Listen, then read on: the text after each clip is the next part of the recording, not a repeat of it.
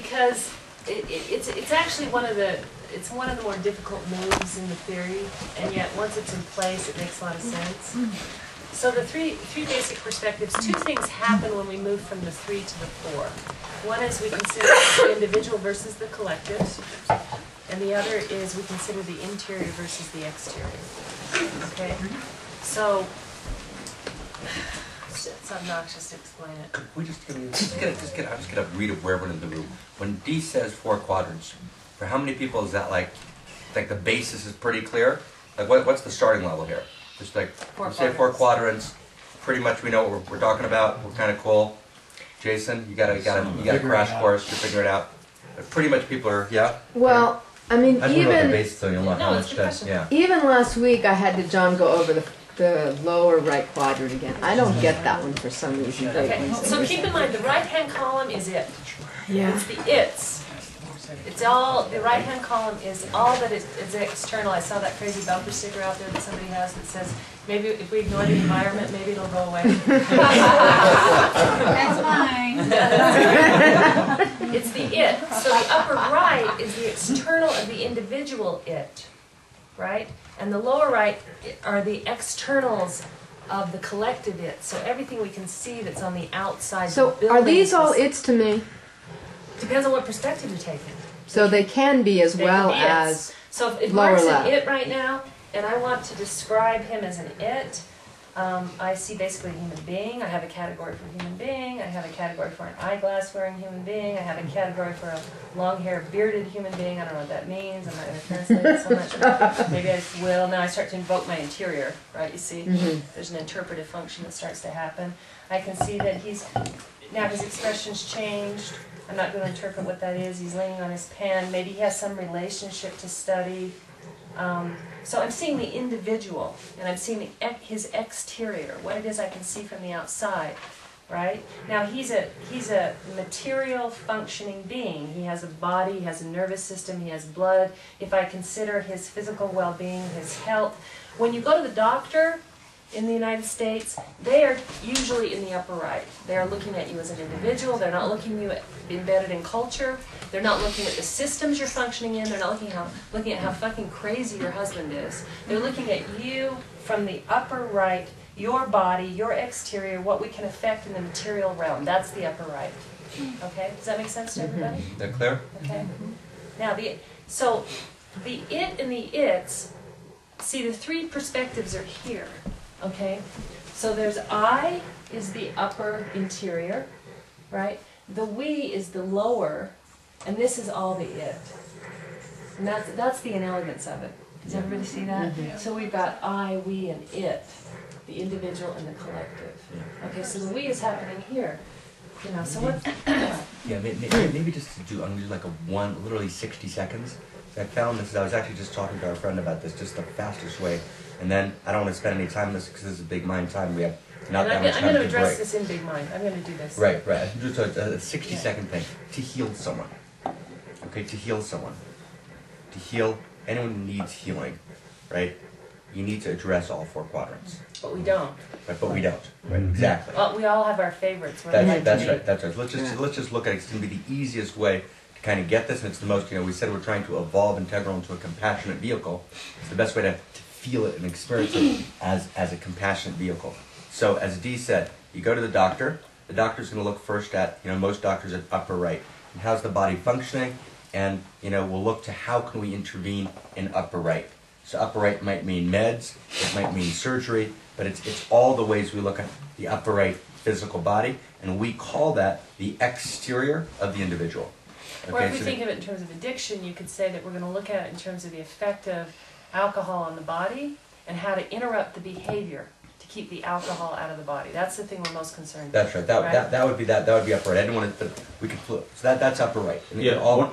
Excuse me. One of the best definitions I have of integral recovery is health and balance in all 4 quadrants. Good. Beautiful. Good. Gorgeous. So that would be upper right.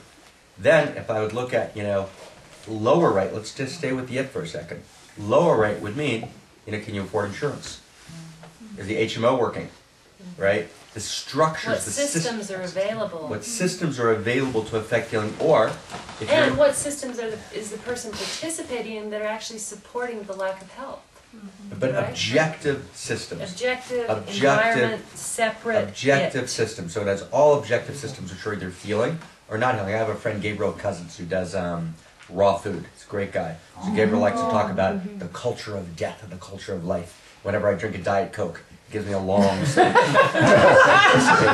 And the culture of death, right? You know? But those are systems. So you can have a healing, as you said, Eric. There's the healthy and the unhealthy part of the system, but it's the operation of the system. Or, you know, if you drop, you know, food into the Sudan, but there's an objective lower right problem, meaning a structural systemic problem, because the rebels, you know, don't want to deliver the food. Or how about just, let's use a simple... Let me just finish the example. Yeah. Just let me So just, I thought you were just, done. just go a little slower. Okay. Yo, that one. Yo, that. Thanks for coffee. Yo, stop drinking. Down. Yeah, So if you look at a kind of Sudan thing, any systemic thing, whether it's an HMO, whether it's culture of death, whether it's the delivery, or any systemic issue will be an objective. It's the objective exterior of the group. the corn industry and corn syrup and canned soup. For example. That is a lower right problem. Lower right problem. So lower right problems are both helpful, good HMO, you know, not helpful, bad HMO, right? Delivering food, corn syrup, but those are all lower right. Those are all, that solves the inelegance. Those are all it though. They're all outside. Right, there's the it of the I, there's the it of the we, but they're all structural. So for example, communism, right, is a structural system. Right? These are all structural systems. Okay. Then we move to the left, right? In healing, let's just stay with healing.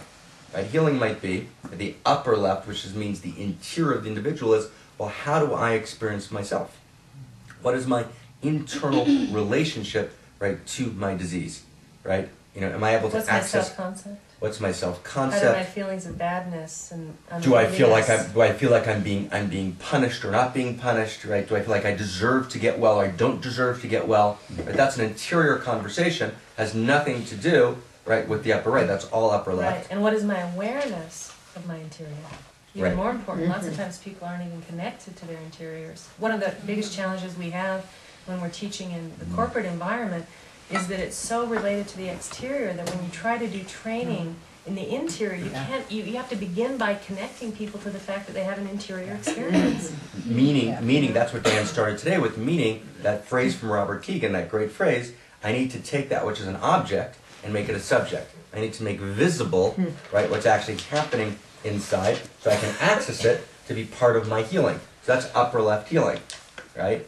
And, you know, for example, you know, kind of, I don't know, you know, 25 years ago, Gawain's book on, you know, creative visualization, you know, was really saying, oh my God, look at what's happening inside in the upper left. You know, we're spending too much time in the upper right. That was a balance move, okay?